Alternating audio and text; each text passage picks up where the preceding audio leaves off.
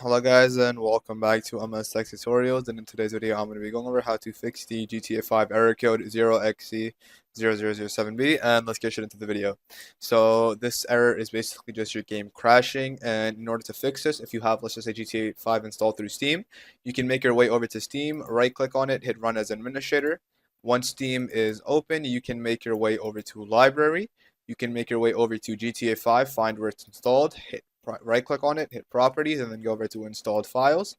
From installed files, you can make your way over to verify integrity of game files. And what this basically does is that if there are any corrupt files, this will basically remove them and you should be good to go. What you can do is you can X out of installed files, go over to Steam, hit exit, and this will also restart Steam. Then you can open up Steam back again, and then you can open up GTA 5 and you can check to see if that fixes the issue. You can do the same method on Epic Games Launcher as well. And yeah, another thing you guys can do is simply just restart your PC. And yeah, once you're done with all of these steps, you guys should be good to go. And yeah, so thank you guys for watching. Make sure to give the video a thumbs up, subscribe to the channel, and have a great day.